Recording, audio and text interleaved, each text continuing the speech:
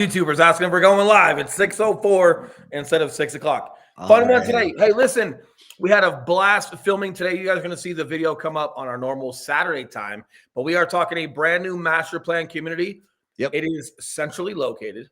They have full acre lots, Cherry Creek schools. I'll give that one spoiler. That's it. And then you guys are going to watch Saturday. It's fun. The next 12 to 24 months are going to be amazing on that master plan community. But tonight, we're going live. We're answering questions. We're talking to you guys and giving some information on some new developments. So today, we're talking ADU laws. They've improved. We're talking trains from Trinidad to the Springs, and we're talking Michelin-graded restaurants. I'm excited for all of them. Eli. Right. I always see you like an hour after we're done. I see you on these lives. It's like, hey, long time no see. That's right. And quick correction, the train from, we won't give too many details now, Trinidad to Fort Collins. Oh. Yeah. Almost the whole state. Yeah. Almost like cutting the train short by 2.5 hours, huh? Or 4 hours.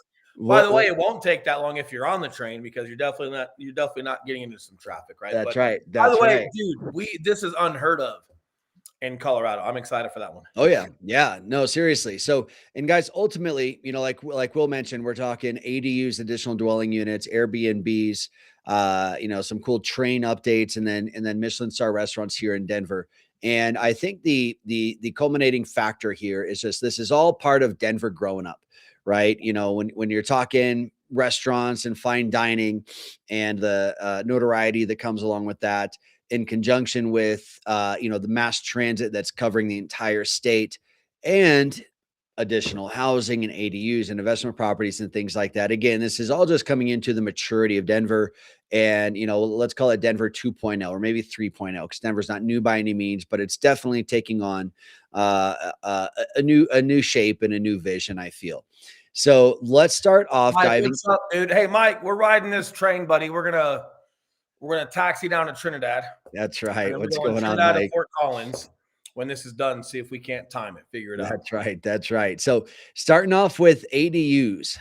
For those of you guys that may not know, I know ADU is a term we throw on real estate all the time, but to the general public, might not be super obvious, but that stands for additional dwelling units. Okay. Now, we recently had some major shifts in Denver in terms of how they look at ADUs, and they had these, and to give you an idea, let me give you an idea of what conceptually an ADU is. Let's say you own a house in Denver and you've got a big enough lot. It doesn't have to be giant, but a big enough lot, and you want to make some more income off of your property, right? But maybe you don't want to do an Airbnb where people are literally going to be living in your home, but you have a detached 2-car garage. Well, you can either convert that garage into a individual housing unit standalone by itself, or what a lot of people do is they will build on top of the garage so that you can still utilize your garage, but then there is, a studio apartment or 1-bedroom apartment on top of your garage. That's an additional dwelling unit. It can also be attached to your home if you would like. Now, previously, those were only allowed in certain small pockets of the city. And even then, the restrictions on them they just didn't make it easy for people to do that. Yeah. And Eli, just for some clarification with like Airbnbs, are city and county of Denver still not even allowing Airbnbs, correct? Not unless it's your primary residence. So if it's your primary residence, you have to get a license with the city. And then, yes, you can have an Airbnb, but who wants an Airbnb in their primary residence inside of it, right? Right. But hey, if you have somebody above your garage, but then this is where some of those restrictions were coming in, and Denver just being one of the more strict states. And listen, I don't want to say I'm a fan or not a fan, and it's not because I can't speak my opinion. It's not that. It's a lot of times we can't because of our licensing. But I will say I understand trying to protect neighborhoods because there are certain places that have Airbnbs that are just permanent Airbnbs. And the parties and the crowds and the noise, even if you're asking people to be quiet, they're just not. And a lot of times, they can really hurt neighborhoods and they can devalue neighborhoods and just be a nuisance to people that live there that own the home. Yes. So I understand conceptually where they're coming from. Am I excited to see a couple things loosen up? I am, especially when it comes to these additional dwellings, because you tend to have those not rented for such short terms, but you tend to have people rent those more long-term from what I've seen, Eli. And if people are just a little bit more long-term in those, they tend to just be more peaceful folks Yes. versus like, Yep. hey, you're coming to Denver for the weekend and you're partying while you're hanging out watching a Bronco game on the weekend or something like that. So I understand where it comes from. It was a little stringent in my opinion as well. This is a nice adjustment that we're going to be talking about. Yeah, well, and I'm a fan of the current Airbnb laws in Denver because, yeah, you do see a lot of cities take a turn not for the better, when it is just so Airbnb friendly. And then what happens is you get people where you can't get the mom and pop that are building their little rental portfolio because you get these organizations that come in that are professional Airbnbers and they completely take over neighborhoods, right? So what's nice about this ADU law is it does allow people to have their own real, hey, I live in my home year long in Denver. Yet also, I want to make $3,000 a month as some side income. So can I convert my garage into an ADU? The answer now is yes. Now, if you're wanting to utilize that ADU as an Airbnb to maximize your potential income, you still do need to live in that main house on the property full time. That needs to be your primary residence. If you have a rental property, like a long-term rental property, and then you want to put an ADU on there and turn that into an Airbnb, you can't. It still has to be your main primary residence. That's the number one rule. And again, you can do Airbnb in the ADU as long as you live in the main house more than like 51% of the year. Eli, remember those folks that got sued really bad in Denver? They got put in jail. Yeah, that too. It was a husband and wife realtor. Not going to go into details, but you're going to hear people say things like, oh, hey, if you just get mail there and park a car there, like, okay, cool. Like, don't take legal advice from anyone. But what I will say is Denver is pretty proactive. They've always been pretty proactive at reading that. And what I will also tell you is it's not hard for one of your neighbors to figure out you don't live there. Oh, yeah. Whether you're pretending to be or not, and then report you. And then they're going to be very proactive in coming to find us. So definitely one of the cities where you just don't want to play around with that. Yep, absolutely. Now, just to clarify here, what constitutes a short-term rental? Short-term rental is 29 days or less. Okay, so as soon as you cross that 30-day threshold, you're now in landlord territory. So that is considered a long-term rental. So if you guys are interested in owning an Airbnb, or maybe you have a house in Denver, you're moving out into something else and you're looking at making that an investment property, all you need is to have 30-day leases on there. That's going to be really good for like traveling nurses, corporate relocations, even family relocations. We get a lot of families that are moving here that have sold their home and they haven't bought out here yet. And they need something for 30, 60, or 90 days. And they'll pay a premium for it, and they'll pay a super premium for it if it's furnished.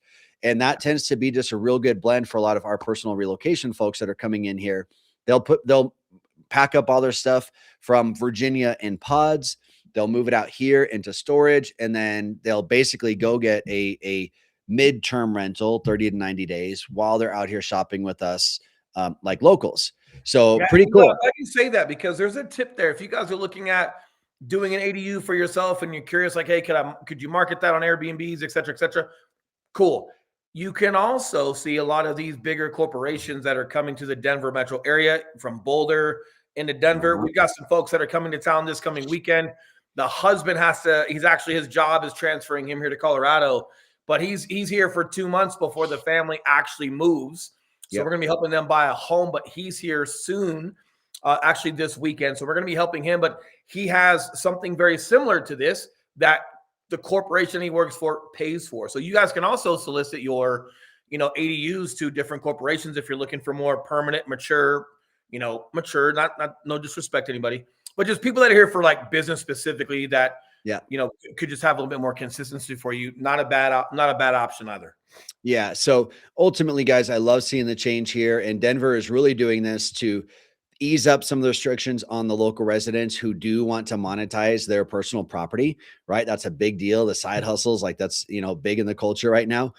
And on top of that, really help with our housing supply, especially there in Denver. So something to keep an eye out. And again, this doesn't just apply to Denver. It just has to be places where they actually allow ADUs, and Denver's the one where they're loosening a lot of the rules here. Now, moving along, let's talk a little bit more about Airbnbs. Okay, this is a separate bucket from ADUs. We get a lot of people again that are moving here And one of the things they're interested in doing is there's a surprising amount. For me, I never even think about it as an option because I would never contemplate even having an Airbnb as my primary residence or anything like that, or rather an Airbnb in my primary residence. But a lot of people do. We get a lot of questions about it. So in general, in Denver, the rule is, as I mentioned before, if you want an Airbnb, it has to be your primary residence. So if you guys are coming out here to vacation or house hunt, you're going to go on Airbnb, you're going to filter by Denver, and you're going to see mostly just rooms available. Now, the only time you will find a full house is when somebody truly does live in the house 51% of the year. And then maybe they travel to China for work for 4 or 8 weeks or 16 weeks at a time. Yeah. Yeah. I got a guy I'm thinking about that. That's why that was Okay. I'm like, where did China come from? That's Like, why that was top of mind. He'll go and it's like manufacturing. He'll go and live in China for a few weeks out of the year, and he'll fully Airbnb his entire house, right? But he is able to prove that he lives there the majority of the year. So that is how it is in Denver. That's how it is in a lot of the surrounding cities. And matter of fact, the mountains used to be really lax on it, and they're starting to tighten the bolts because you do have a lot of locals that own condos and second homes up in the mountains, and they're starting to see some of the fallout that you typically see with Airbnb heavy type locations. But where is actually like Airbnb friendly? Surprisingly, there are a couple places around here. Colorado Springs, very Airbnb friendly. Okay. You don't have to have it be your primary residence in order to have an Airbnb there. Castle Rock also, they don't regulate Airbnbs. So a lot of you guys that are coming here and you're looking, you're house hunting, you're coming here to vacation, or just spend some time here, find out which neighborhood's going to work for you. I always recommend, if people are looking for Airbnbs, to look in the Castle Rock location because you will see more options there. The one overlay that you'll have in Castle Rock is HOAs will preside, in this case, over city governance. So yes, Castle Rock says they don't regulate Airbnbs. However, if that home is in an HOA, it is going to be subject to those particular HOA's guidelines regarding short-term rentals. So definitely something to keep in mind there. Let me see. Anything else worth talking about Airbnbs? Man, I think that's it. I think with ADUs and Airbnbs, it's going to become, more and more popular as people learn how to kind of navigate the rules. But ultimately, like you said, I think it's a great thing that Denver and these surrounding cities are regulating it the way that they are. Yeah, and I know some folks are excited to talk about this train. We got some comments in the yeah. Man, we just gave a teaser. Yeah, my grandfather, when he moved here, he actually helped develop a lot of the trains. Really? Train infrastructure in Colorado. Yeah, fun fact. So let me share my screen with you as we're going. Or the train to Cheyenne. Where are we going to Cheyenne? Ain't nobody going to Cheyenne. Frontier days. That's about it. Oh, come on. That's about it. I know. I literally have never been yet. I talk about it like I have. Go and then stand in the stadium. Don't sit in the bleacher. Stand in the stadium. It's like a country mosh pit. That's the key. Not dancing or fighting. They're just kind of drunk and everyone's just kind of swaying, and just be careful while you're in there. That's awesome. All right. So what the heck are we talking about with this train? So long story short, you guys may have heard, and really it's not being talked about that much yet, that we're going to be getting a train going from Denver all the way up to Fort Collins. All right. Now, it is starting with Denver to Fort Collins. That's the first phase that they're looking at rolling out. But then eventually this will go all the way down to Pueblo. And then there are plans for this to eventually go all the way down to Trinidad. So never been to Trinidad, know nothing about it. I know it's pretty much this. It's like the very most southern border of Colorado, I believe. I believe it's right on the border. I know all about it, man. But this is going to include Fort Collins, Loveland, Longmont, Boulder, Denver, potentially Castle Rock as well, because Castle Rock also sits right on that same range here. And let me show you guys. Let me move our faces here. One thing that's important to know is that this is not part of the light rail. Okay, so this is what honestly I'm most excited about, because we don't need to wait for light rail infrastructure to be built. They're utilizing these existing freight train lines that are already here. So this is almost going to be more like a classic train on classic train lines, right? Almost. Yeah. Yeah, it is. Yeah, just passenger More train. so like when you guys go to California, if you guys are familiar with like Southern California and working your way up north, you've got a full on train system there.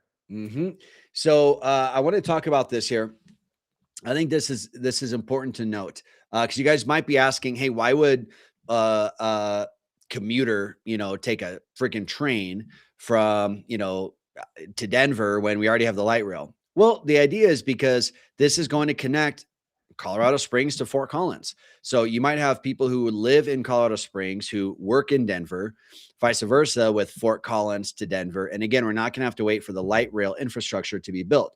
This says about 5 million people currently live on the Front Range. In the next 30 years, an additional 3 million people are expected to live and commute along the Front Range. This is also going to really expand Colorado Springs because Colorado Springs affordability right now is massive. And when you get people that can get Denver pay but live in Colorado Springs, that's huge. So here they say the district is currently evaluating route, station, service, infrastructure, operation, costs, and financing. They're really in the financing stage right now because they're really trying to get RTD. This is one of the interesting parts. I won't go too in depth, but they're getting RTD to be a major contributor, even though this won't be an RTD project. So that's a little bit of the pushback right there. But they're saying that within even just the next few years, maybe 3 years, they're looking at having that Denver to Fort Collins line established. So that's where they're going to be starting before expanding down to Colorado Springs. And it says, how are they going to do this? Using existing tracks shared with freight railroads, partnering with transportation providers, leveraging new passenger rail programs, and funding established through bipartisan infrastructure, aka getting RTD to contribute onto this. So I think this is going to be super cool, guys. Again, these trains that run all the way through Denver and everything, you just don't really see them utilized outside of just moving freight. So it's really good to be able to see how this can affect commuters. I think it's a really cool project. People want to come down for Bronco games or to enjoy concerts. We talk about all these developments going on in Denver, and you talk about a lot of people that are in Erie and, Broomfields. Man, what's another one up north? Longmont, Fort Collins. Like, there's a lot, but if people want to enjoy, like, it makes it a lot more user friendly. In addition to that, as you talk about more people moving here and price points, if you just expand out of Denver by an hour and a half, even how much more affordable certain things get. But then, hey, great. I live in the North Springs. It's more affordable. I love it. And we've talked about, Denver being a very vehicle heavy needed, a metropolitan spot, right? We've got normal like RTD buses and we've got some light rail kind of going. This is like, we're starting to kind of creep into the big leagues of just having major public transportation in and out of Denver, which again, it helps for daily commute, work commute, live where you love, live where it's affordable, whatever you like. But then you've got these other resources, right? So this is really cool. This is awesome.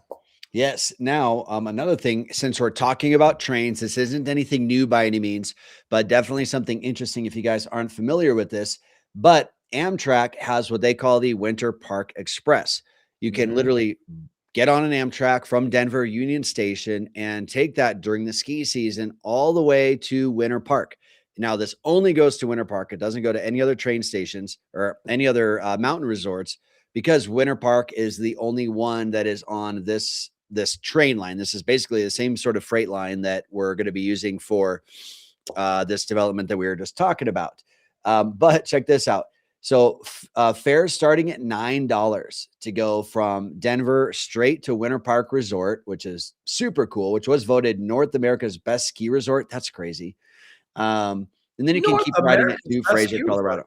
Winter Park. Yeah, I got to look that up. I got to fact check that. That's crazy. I mean, a lot of people love Winter Park. I'm not saying that it's not, and clearly I'm not a skier or a snowboarder, so I'm not necessarily saying that I'm the one that knows. I think Colorado's just so competitive with a lot of places, but dude, maybe and when they're looking at best place, it might have just different lanes of what they vote on. Maybe all part things of that considered. might be commutability, man. And yes, you want to talk about, hey, Will, I know you guys talk about going up to the mountains on Wednesday or Thursday to avoid Friday afternoons or Sundays. But what if I can't? This is a great option. If you can go somewhere on a Friday to avoid traffic, if you're cool with train, if you're cool with Winter Park, You can go up, you can avoid all the traffic going up the mountain. You can stay for the weekend. You can come back down, and you're avoiding a ton of that, right? So what a great option. And like It $9. is just fun, man. Like I've never taken it, but imagine just be able to have all your ski gear on there and, and just go chill for the 3 hours it takes to get up there. And I imagine you probably have some pretty cool views. You're taking different tunnels you haven't taken before. You're on mountain ridges, and again, I like the safety component of it because driving up there in the wintertime is always a little sketchy. But this says the ski train runs Friday through Sunday from December 19th to January 4th. Expanded service runs Thursday to Sunday from January 8th to March 29th. So it really does run the entire length of the ski season. Again, with fares starting at $9 and for kids starting at $4.50. You pack your skis and snowboards as carry-on for no additional charge. While on board, you enjoy wide reclining seats with a big picture window, ample leg room, no middle seat. So pretty cool. And then again, you can stay if you just want to go on there to sightsee. Basically, you can take it all the way to Fraser. And it does run. So it looks like it departs at 7 from Denver and departs Winter Park at 4:30. So you can literally leave in the morning, come back in the afternoon. You get a full day on the slopes without or stay the weekend and come back Sunday. Absolutely. So really cool. Again, this isn't anything new or anything like that, but as we're talking trains, I wanted to mention this because again, for tourists or even locals, I think this is a really cool thing that probably goes very highly underutilized. Something I think we might try here in the next year or two. Yeah. Now, speaking of Denver growing up and just cool things for locals, one of the things we wanted to talk about here was our new Michelin restaurants that we have here. So let me come up to our baby. Hey, listen, I'm not your snowboarder, but I am your food baby. You want to know food? Hang out with me, man. I'm your guy. 100%. I'll throw our QR code up here real quick for our relocation guide as well. Will, if you want to give them a little insight on what they can find. Yeah, this is great, guys. This is 40 pages. It's free. It's mobile friendly. It's for you. It covers literally everything you guys want to know when it comes to relocating to the Denver metro area. If you already currently live here and you're curious about, hey, selling your home and you're looking at different master plan communities or a different area, this is also a great fit for you. This is literally relocating in all aspects, regardless. It doesn't have book a call for hanging out with food for me. I think I'm actually going out for food with our clients from Virginia, brother. On Saturday or Sunday. It's February 7th because it's the anniversary when I got out of the Marine Corps or when I joined the Marine Corps. And it's his birthday. So we're actually going to go do some food with some clients this weekend. But if you have a question, throw it down here. We've also got our number running across the bottom if you guys have any real estate needs. We love helping you guys with that. But the relocation guide has been great. And believe it or not, the relocation guide has been great for locals, man. A lot of them that are selling, we're helping them sell their homes right now. And they've owned their home on average 5 to 10 years. There's just been so much that's changed for them. They really are considering some different things. And we've got a couple clients that are selling their homes that are empty nesters. Kids are going to college. We've also got some folks that are upgrading. They're growing because their family is growing. So looking at different areas. And literally so much has changed, even though they've been living here. It's really hard to keep up with a lot of what's going on and the different options that you have. So this relocation guide has been a home run for a long time for new folks to Colorado, but it's been this sleeper, man, for locals that have really appreciated it. So this is why I always mention it. Even if you're living here right now, it's still a great fit. All right. Now diving into our Michelin star restaurants. Now, why this is important for Colorado is because previous to 2023, we had exactly 0 Michelin star restaurants, literally 0. And Will and I have been talking about pretty much since 2020, how much better the food scene has gotten here. Will's a native. I've been here for just over 25 years now. And, previous to that, it was a little underwhelming, right? We never really had any, we had some nice restaurants, but nothing really notable, nothing that's on any, international platforms or anything like that. And I don't know what happened. Honestly, I personally think it was just a lot of the people that came here from a lot of the 2020 COVID exoduses that you saw.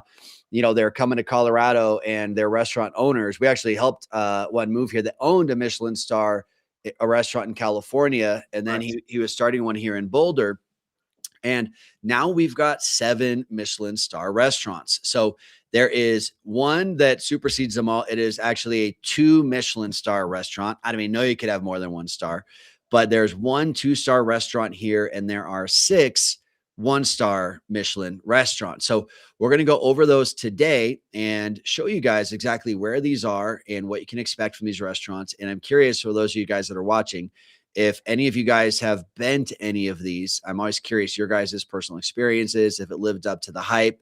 Will, have you ever been to a Michelin star restaurant? You've been to some nice places. I don't know if I've ever been to an actual Michelin star. If I did, I don't know it's Michelin. So when you pop up this list, I'm surprised to see. We were talking earlier today when we were filming. I was like, hey, don't show me. I want to see which one's got it. I think I might have gone to a couple. And by the way, these also make great closing gifts for folks that are closing on homes. 100%. Enjoy a great, awesome meal with friends and things like that. But as you talk about them, if I've been to one of them, I will definitely talk about it. Deal. All right. So let's start off with the big dog. All right. This is the 2 Michelin star restaurant. Okay. So this is the Wolf's Taylor. This is located at 4050 1-star? 2-star. This is the only 2-star Michelin star restaurant in Denver. And then there are 6 1-star ones. So this is the Wolf's Taylor. It is, man, this has got to be right down in the Highlands. Of course, we're going to find most of our good restaurants here. Let me zoom out on this a little bit. So yeah, so man, between the Highlands and Sunnyside right here. You love Sunnyside. I love Sunnyside because everyone wants, hey, what about the Highlands? Let's move to the Highlands. And the Highlands is amazing. And it gets pretty expensive. What I love about Sunnyside is you've got more single family homes. You've got amazing, huge parks. You've got that old Denver style, bigger lot for your front yards and your backyards. A lot of the homes are backed off the road as well. So your front yard is actually decently big in addition to your backyard. It's a great spot. It's been a sleeper for a couple of years. You get into Sunnyside with a great home and you want to do some remodeling yourself or some refurbishing yourself, and you move in 3, 4, 5 years, you're in a good spot. Sunnyside is only going to have more and more demand. And, when you have things like this going on with all the food going on in Denver, and I'll be honest, Eli, we've had a couple of folks move to Sunnyside. Yep. They could afford Highlands. They just like it better there. It was just a different vibe. It's not so upbeat. All the restaurants right there and everyone walking their dog. And then it's, Highlands is a little bit more upbeat. Sunnyside is a great option, but it's a little bit more tempo. Yeah, I agree. And then I want to show you guys just in general where this is at. So here you've got I-25, running right up here in the middle.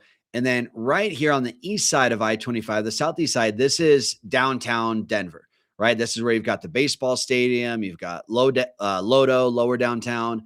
And this is where you're going to find the most hustle and bustle.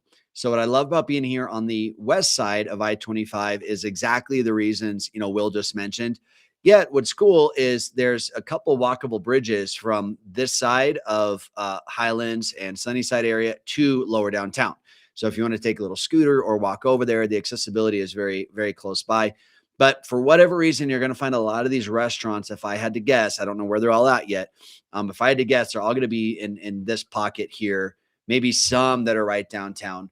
But let's take a look at what the Wolf's Taylor is. You can already see, man, some super fancy food. Looks like it would not fill either one of us up that much at all.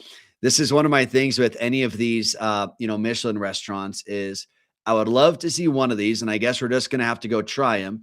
I'd love to see one of these just have some hearty portions because, man, I don't know exactly how filling some fish eggs inside an oyster shell is going to be, but apparently it tastes amazing. Listen, let me tell you something. When you go to places like this, you're going to order 12 things. Yeah, you don't need one pile of corned beef and cabbage, okay?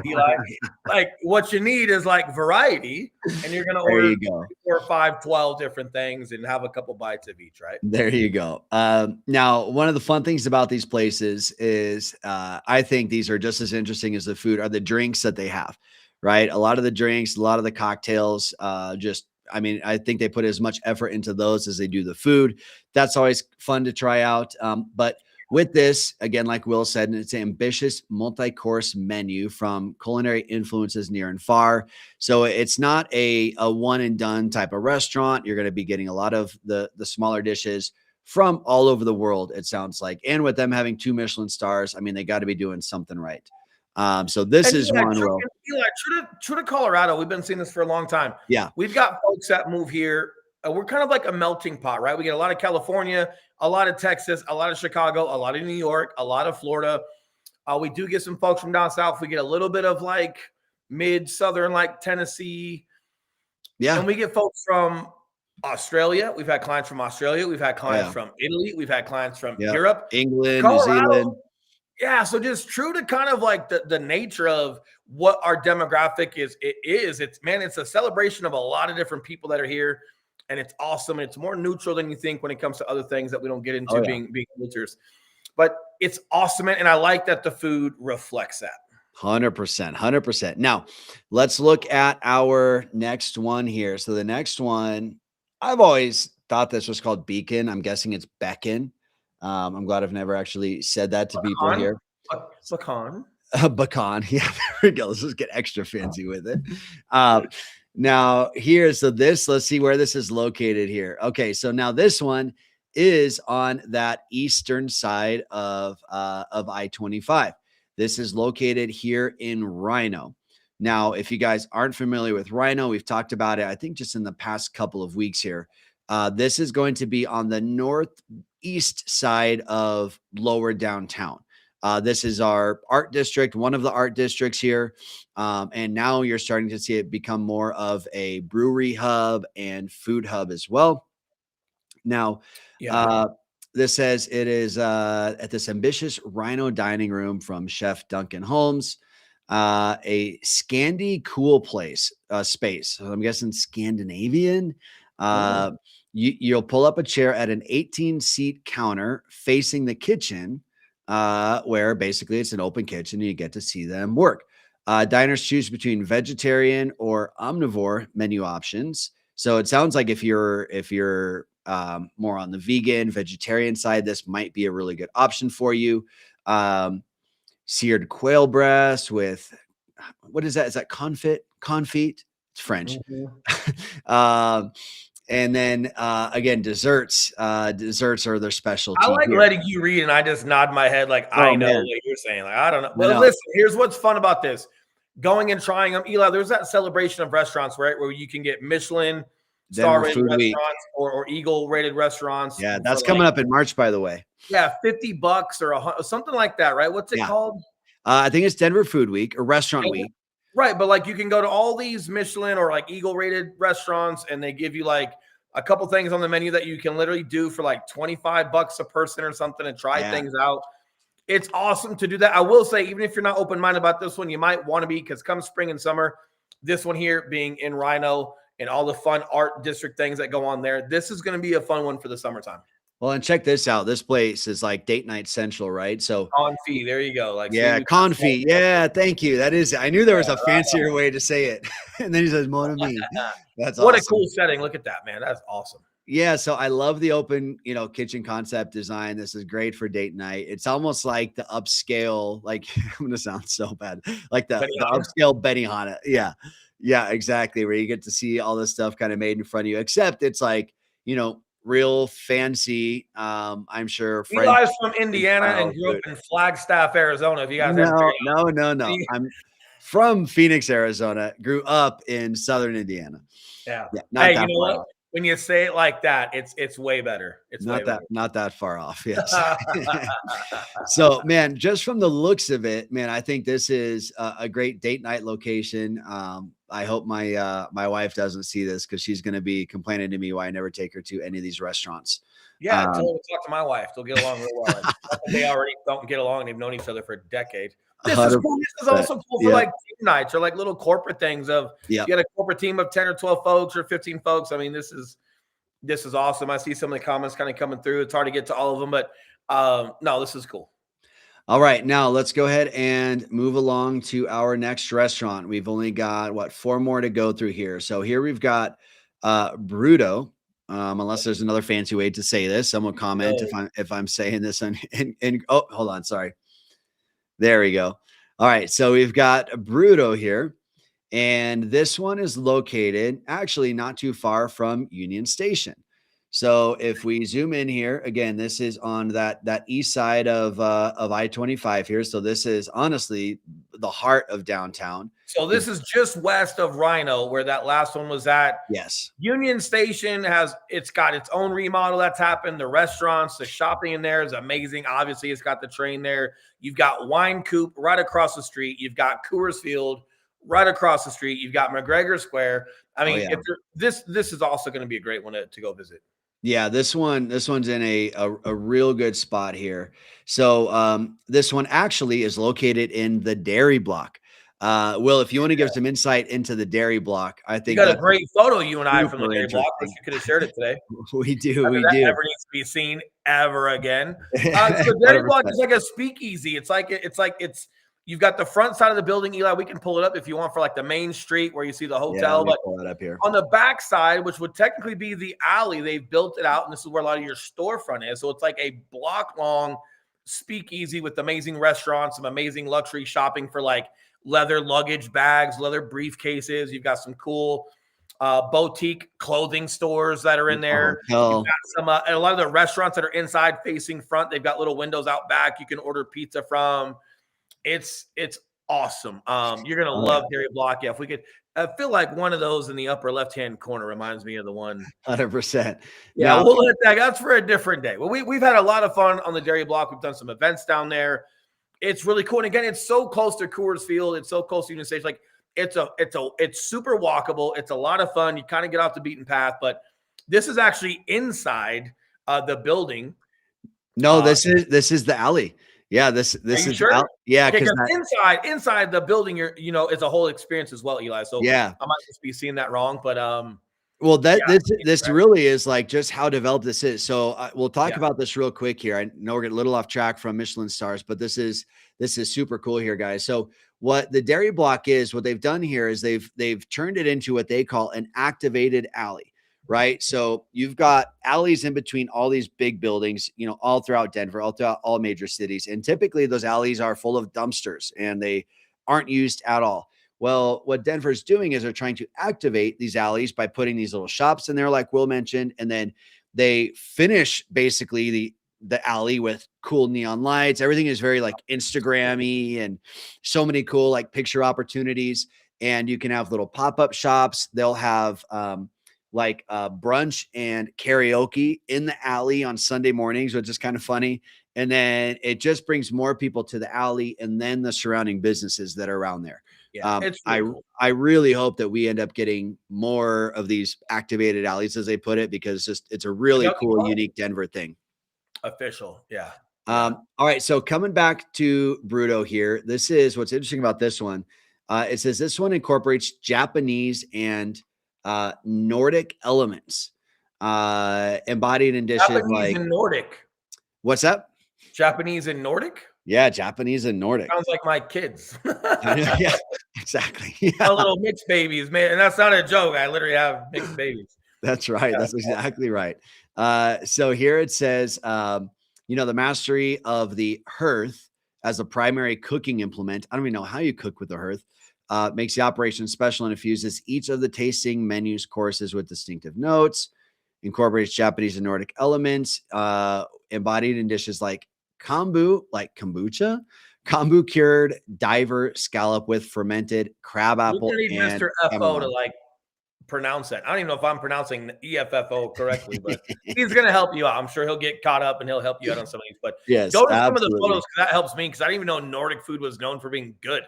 I thought it was like and forgive me, I thought it was like a turkey leg that still had feathers in it. Right. I mean, probably a lot of seafood, right? Like I'd imagine a lot of different seafood. I just when you think food, you don't sea urchin right here. Like when you're craving something, like, oh man, I'm craving something. You're not just like, oh man, really just like kind of craving some Nordic food. I know. I've never said that. And forgive me, I didn't even know Nordic food was a thing. I thought they just ate bread and water, man. I don't know. I know this looks like, if I had to guess, like Japanese inspired, Nordic food. I feel like some of our friends that join these lives, guys, we got to put something together. If you're already in town or when you get to town, I'm sure we're going to have some pop-up parties here and there where we can maybe do a YouTube live somewhere or just meet up and try some of this food together, especially with some of you that have been on these these lives.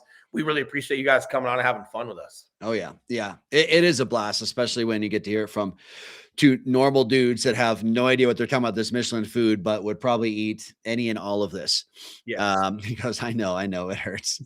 So this next one here. Okay. Let's talk about this location. So this is Margot. And this one is located here in this South Pearl Street area. Now, I'm glad this kind of gets us out of the downtown section, because this is also another area located here in Platt Park, just south of Washington Park. So here we're south that we've got Washington Park that sits just north of I-25 right here. Platt Park sits just south. And then the South Pearl area has always been a hot spot for really high-end restaurants. You have like the original Sushi Den was down here. That's always been, man, some of the best sushi that you can get in Colorado.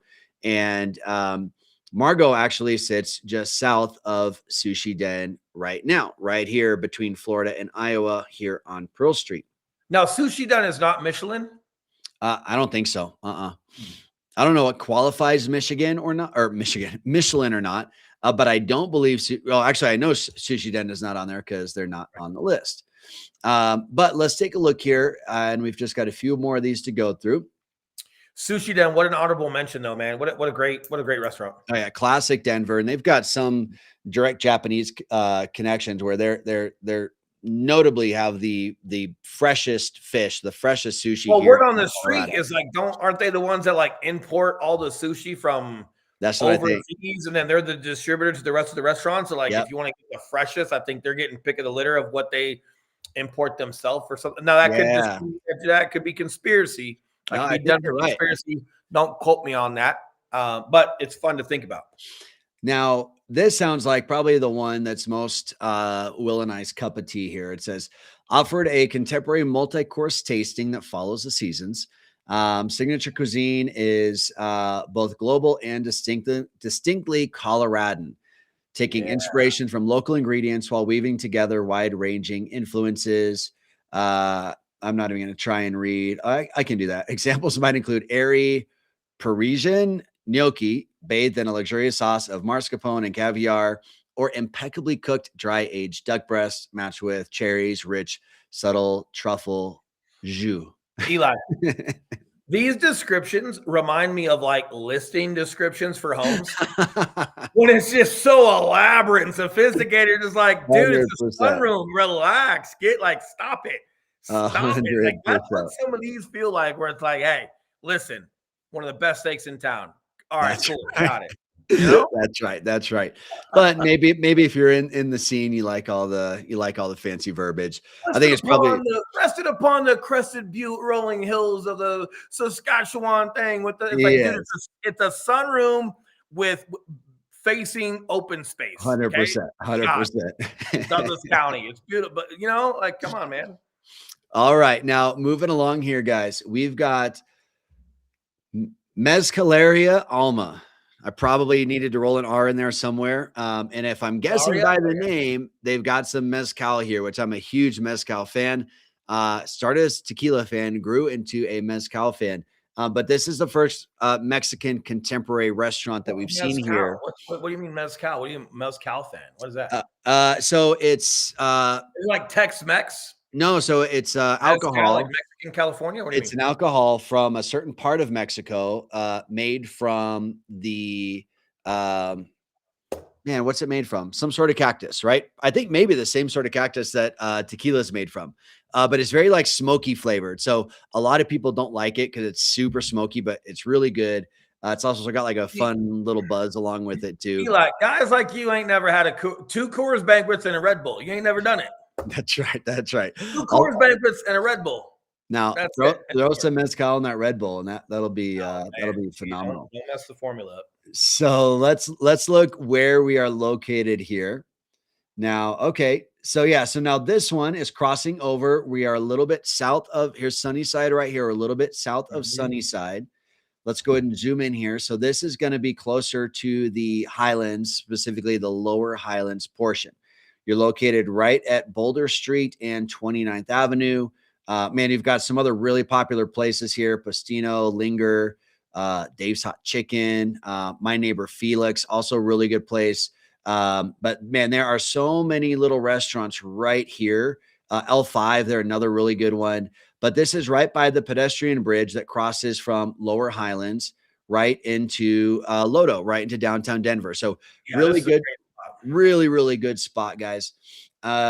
Let's see here. So Can we Google Earth the Highlands at all? Is that doable, or is it oh too yeah, hard to pull today? no, 100%. Yeah. I mean, So you've got like that bridge that you can literally walk and go right into downtown or walk right out of downtown, but you're overlooking downtown and you've got Avanti down there and some different oh yeah, things and just a really cool like vibe as far as like if you're living down there or you just want to hang out just on the outskirts across the bridge and not necessarily be in the heart of everything by Union Station, but have a view of it, kind of be in the atmospherics of it. It's just a really cool spot. yeah. And you Here, got some amazing views of the mountains on as you look to the west, but you've got the city right there.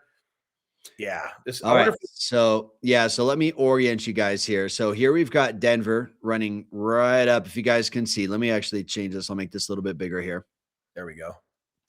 Yep. So we've got Denver running right up the middle here. And as we zoom in on Denver, I'm going to come up a little bit further north. Now, Yeah, so right here. Islands right there. Yep. So here's our pedestrian bridge right here. But then here's where like the magic happens. When we come around, you can see just some gorgeous mountain views here as we cross over into the Highlands. But then the Highlands, you guys can't really tell from here, but it sits just a little bit higher. And you'll also have some of the absolute best views of downtown Denver here. Yeah, So, zoom in a little bit. Go a couple blocks, keep going forward, and then go to your left a little bit. Yeah, a little bit more forward. Yep. Now rotate clockwise. Rotate to your right a tad bit. Nope, other way.